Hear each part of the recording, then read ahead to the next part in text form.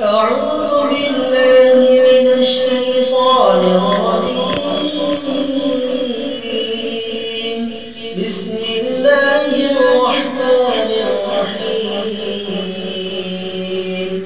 قل يا أيها الكافرون لا أعبد ما تعبدون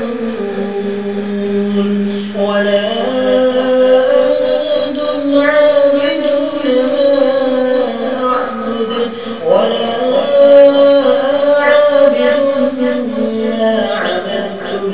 ولا